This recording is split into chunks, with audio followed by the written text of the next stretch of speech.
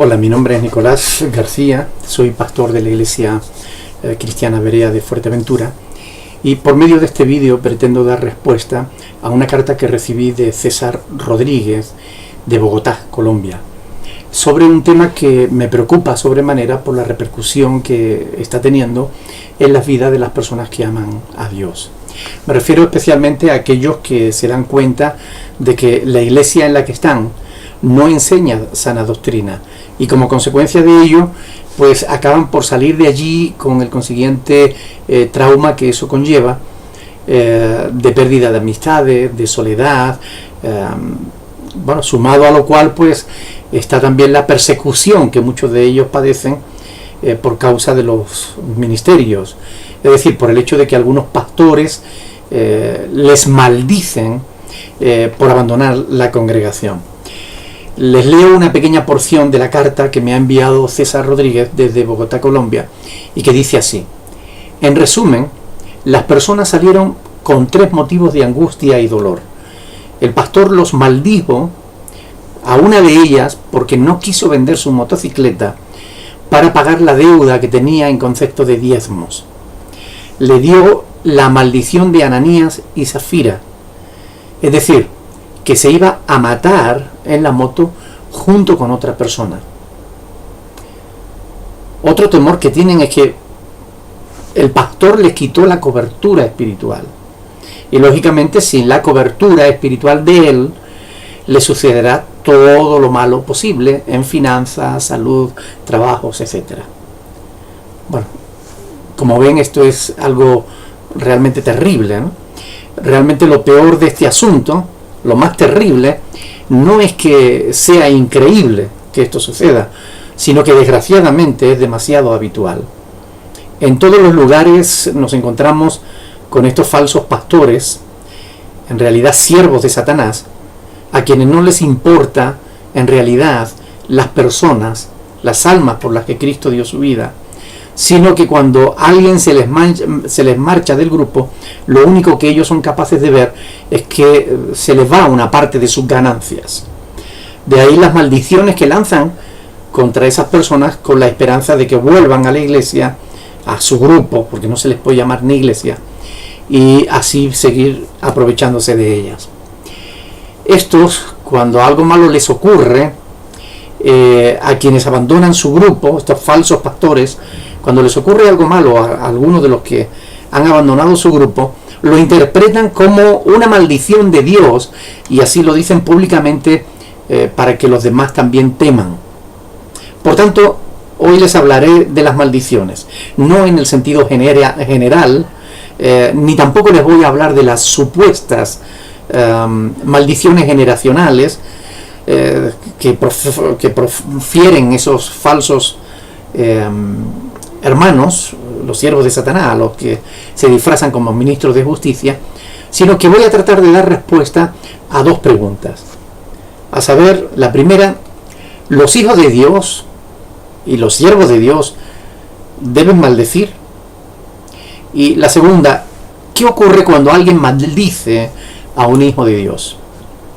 Desde luego no nos importan en estas cuestiones las opiniones personales, porque no estamos aquí para declarar lo que me parece a mí o lo que piensa este o cual o aquel otro, sino más bien dilucidar qué es lo que Dios dice al respecto de estas cuestiones. Por tanto, debemos acudir a la palabra de Dios para hallar la respuesta correcta a esta pregunta. Podríamos comenzar por ver el ejemplo de nuestro Señor Jesucristo, ya que Él es y debe ser nuestro modelo a seguir. Primera de Pedro, capítulo 2, del 21 al 23, dice: pues para esto fuisteis llamados, porque también Cristo padeció por nosotros, dejándonos ejemplo para que sigáis sus pisadas, el cual no hizo pecado, ni se halló engaño en su boca, quien cuando le maldecían no respondía con maldición. Quien cuando le maldecían no respondía con maldición. Cuando padecía no amenazaba, sino que encomendaba la causa al que juzga justamente. Bueno, qué diferencia, ¿no? Con esos falsos maestros o falsos profetas o falsos pastores que maldicen a todo aquel que no les dé la razón, ¿no? Es decir, el ejemplo de nuestro Señor Jesucristo es de que los creyentes no debemos maldecir. Hermanos míos, ¿puede acaso la higuera producir aceitunas o la vid higos? Si se preguntan a qué viene esta cuestión, esta pregunta, es bien sencillo. Santiago la hace a aquellos cristianos, entre comillas, que maldicen. Santiago 3, del 10 al 12, dice: de una misma boca proceden bendición y maldición. Escuchen bien lo que dice Santiago. Hermanos míos, esto no debe ser así. Esto no debe ser así. ¿Acaso alguna fuente hecha por una misma abertura agua dulce y amarga? Hermanos míos, ¿puede acaso la higuera producir aceitunas o la vid higos? Así también, ninguna fuente puede dar agua salada y dulce. Según Santiago, la maldición no es propia de los hijos de Dios, y mucho menos de los siervos de Dios. Romanos 12, versículo 14, dice Pablo claramente, inspirado por el Espíritu Santo, dice: bendecid a los que os persiguen, bendecid y no maldigáis. No maldigáis. La palabra de Dios dice: no maldigáis. Esa es la voluntad soberana de Dios. Dios quiere que bendigamos, no que maldigamos. Que bendigamos aún a quienes nos persiguen y que no maldigamos. Así que la respuesta correcta a la pregunta de si un hijo o un siervo de Dios debe maldecir es no. Bajo ningún concepto, de ninguna manera. La bendición y no la maldición están en manos. La bendición y no la maldición es lo que es propio de los cristianos. Y la maldición y la bendición están en manos de Dios. Pero Él ha puesto en nosotros los cristianos, sus hijos, la responsabilidad de bendecir. Y nos ha prohibido claramente que maldigamos. Por tanto, si alguien te maldice supuestamente en el nombre de Dios, has de saber que esa persona no está sirviendo a Dios. ¿Lo tienen claro? Si alguien te maldice, esa persona no está sirviendo a Dios. Es más, ni tan siquiera tiene derecho a llamarse cristiano, porque no lo es. Según el propio Señor Jesucristo, los cristianos somos aquellos que perseveramos en su palabra. Como hemos visto, si Jesús nos da ejemplo y el apóstol Pedro nos exhorta a seguir sus pisadas, es evidente que los hijos y los siervos de Dios no debemos maldecir.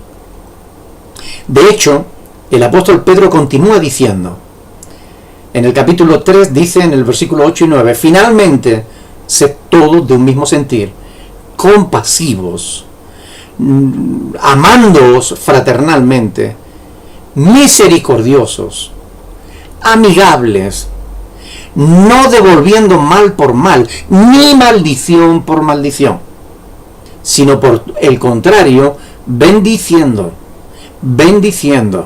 sabiendo que fuisteis llamados para que heredaseis bendición. Es muy importante lo que dice el apóstol Pedro en esta escritura, en primer lugar porque no debemos devolver mal por mal, ni maldición por maldición, pero en segundo lugar porque fuimos llamados para que heredásemos bendición, no maldición. Aquí entroncamos con la siguiente pregunta: ¿qué ocurre cuando alguien maldice a un hijo de Dios?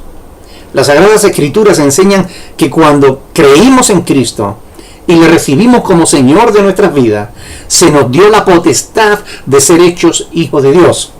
Juan capítulo 1, del 11 al 12. Y Pablo dice en Romanos 8:17 que si hijos, también herederos. Herederos de Dios y coherederos con Cristo. Y según acabamos de leer al apóstol Pedro, nuestra herencia es la bendición, no la maldición. Es más, la maldición está inexorablemente ligada a la ley de Dios, y nuestra incapacidad para cumplirla. Sin embargo, está escrito: Cristo nos redimió de la maldición de la ley, hecho por nosotros maldición, porque escrito está: maldito todo el que es colgado en el madero.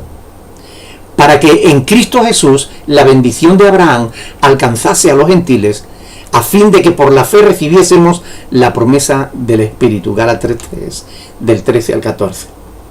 Los cristianos hemos sido redimidos por Cristo de la maldición de la ley. Por tanto, no hay maldición para los hijos de Dios, como no hay condenación para el que está en Cristo Jesús. Romanos 8:1. Como está escrito, la maldición de Jehová está en la casa del impío, pero bendecirá, el Señor bendecirá la morada de los justos. Proverbios 3:33. Así que en realidad, el que profiere una maldición contra un hijo de Dios, acarrea maldición contra sí mismo. Pues escrito está: y a cualquiera que haga tropezar a unos de estos pequeños que creen en mí, mejor le fuera que se le colgase al cuello una piedra de molino de asno y que se le hundiese en lo profundo del mar. Porque dice: ay del mundo por los tropiezos, porque es necesario que vengan tropiezos, pero hay de aquel hombre por quien vienen el tropiezo. Mateo 18, del 6 al 7. También dice la Escritura: el ángel de Jehová acampa alrededor de los que le temen y los defiende. Así que no tengan miedo de las maldiciones que le hacen contra ustedes. El ángel de Jehová, Cristo mismo, está alrededor de ustedes y les defiende. En la Biblia tenemos ejemplos de hombres perversos maldiciendo a los hijos de Dios. Uno de estos casos es el que encontramos en 1 Samuel 17:43. Es decir, Goliat le dijo a David: ¿soy yo perro para que venga a mí con palos? Y maldijo a David por sus dioses. Ahora, ¿recuerdan ustedes cómo terminó esa historia? Goliat acabó con la cabeza cortada. La maldición no cayó sobre David, cayó sobre el propio Goliat. Por tanto, David llegó a ser un hombre conforme al corazón de Dios, a pesar de la maldición que había lanzado contra él. Otro caso similar lo encontramos en Deuteronomio 23, del 3 al 5. Dice: no entrará amonita ni moabita en la congregación del Señor, ni hasta la 10ª generación de ellos.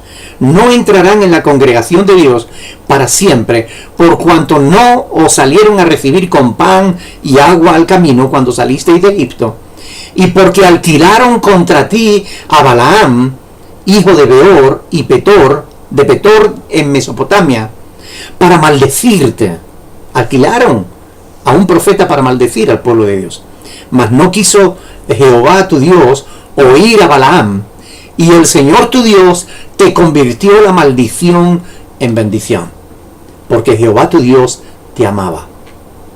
Así como Dios convirtió la maldición en bendición para su pueblo Israel, cuanto más para la iglesia, para sus hijos.